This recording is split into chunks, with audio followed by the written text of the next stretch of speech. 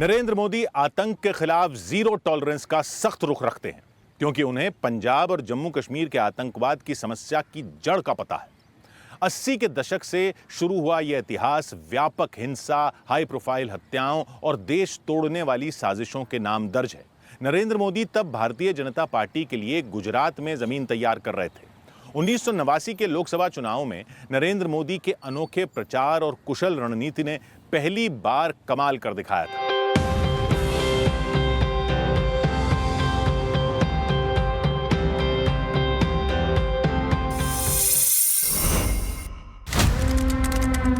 एक जून 1984 अमृतसर।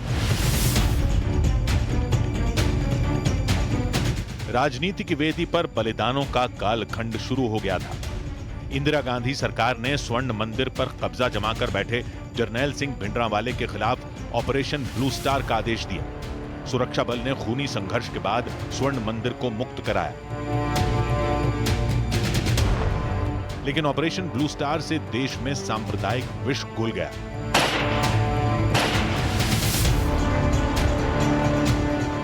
प्रधानमंत्री इंदिरा गांधी की उनके अंगरक्षकों ने जान ले ली। 31 अक्टूबर 1984 को उसी खौफनाक दिन देश को सबसे नौजवान प्रधानमंत्री राजीव गांधी मिले। पद संभालने के कुछ महीनों बाद दिसंबर 1984 में लोकसभा चुनाव हुए। 1984 के लोकसभा चुनाव में इंदिरा गांधी की सहानुभूति लहर पर सवार कांग्रेस को 415 सीटें मिली। बहुमत का यह ऐसा आंकड़ा था जो पंडित नेहरू और इंदिरा गांधी को भी हासिल नहीं हुआ था।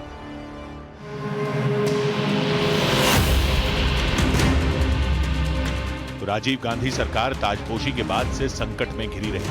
पंजाब में आतंकवाद की आग दोबारा भड़की। हिंसा और नफरत के कालखंड में भ्रष्टाचार और स्कैंडल ने पूरे देश में निराशा फैला दी। साल 1989 तक सत्ता विरोधी लहर जोर मारने लगी। तभी प्रयागराज के कुंभ मेले में राम मंदिर को लेकर बड़ा ऐलान हो गया। देश की राजनीति साल 1989 में नई करवट ले चुकी थी। राम मंदिर आंदोलन का देशव्यापी विस्तार हो चुका था। फायरब्रांड राजनीति के कई पोस्टर बॉय उसी साल सियासी फलक पर उभर आए थे। 1989 का साल भारतीय राजनीति में कांग्रेस के पतन और भारतीय जनता पार्टी के उभार का साल था। 1989 के लोकसभा चुनाव में कांग्रेस बहुमत से दूर रह गई। 9वीं लोकसभा के चुनावी नतीजों में कांग्रेस को कुल 197 सीटें और 39.53% वोट मिले थे। दूसरे नंबर पर जनता दल को 143 सीटें और 17.79% वोट मिले थे। तीसरे पायदान पर भारतीय जनता पार्टी थी, जो पिछले चुनाव में मिली 2 सीटों से सीधे 85 सीटों पर पहुंच गई थी। बीजेपी को 11.36% वोट मिले थे, लेकिन गुजरात में इसी चुनाव के नतीजे में बीजेपी टॉप पर थी। गुजरात की 25 लोकसभा सीटों में बीजेपी को 12, जनता दल को 11 और कांग्रेस को सिर्फ 3 सीटें मिली थी। पार्टी की पहचान तब अटल बिहारी वाजपेयी, लाल कृष्ण आडवाणी और मुरली मनोहर जोशी जैसे दिग्गज नेता थे। इलेक्शन का माहौल बन रहा था। कांग्रेस की यहाँ गवर्नमेंट थी, दिल्ली में भी कांग्रेस की गवर्नमेंट थी, और नरेंद्र भाई का जो मार्गदर्शन था इलेक्शन के दौरान, जो भी प्लानिंग की जरूरत है, वो सब करीबन 10 साढ़े 10 बजे तक तो हमको पूरे गुजरात का, नरेंद्र भाई को पूरे गुजरात का चित्र मिल जाता था, और उसी आधार पर वो अपना आगे की स्ट्रेटेजी बनाते थे। वहीं नरेंद्र मोदी गुजरात में पार्टी के संगठन को मजबूत करने के साथ चुनावी प्रबंध में लगे थे। नरेंद्र मोदी की बनाई रणनीति ने आम चुनाव में ऐसा असर दिखाया कि वो बीजेपी के शीर्ष नेतृत्व की नजर में आ गए। पार्टी ने नरेंद्र मोदी को एक बार फिर बहुत बड़ी जिम्मेदारी सौंप दी। एक बार फिर नरेंद्र मोदी देश की एकता के लिए जान का जोखिम मोल लेने के लिए निकल पड़े। 19 जनवरी 1990 कश्मीर।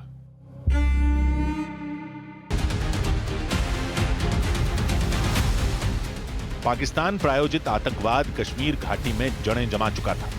मुख्यमंत्री फारूक अब्दुल्ला के इस्तीफे के बाद दहशतगर्दों ने कश्मीरी पंडितों को चुन चुनकर मौत बांटनी शुरू कर दी थी। कुछ ही दिनों में लाखों कश्मीरी पंडित घाटी से पलायन करने पर मजबूर हो गए। नरेंद्र मोदी ने तब कश्मीर के लाल चौक से आतंकियों को यह चुनौती दी थी।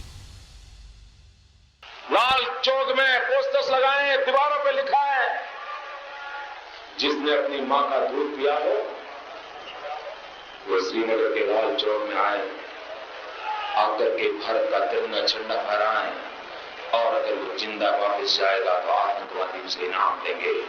आतंकवादी कान खोल करके समझे। 26 जनवरी को परसों, अब चंद घंटे बाकी हैं, लाल चौक में फैसला हो जाएगा किसने अपनी मां का दूध पिया। पीएम मोदी पर न्यूज 18 की खास सीरीज जारी है। कल रात 10:15 पर देखना ना भूलें।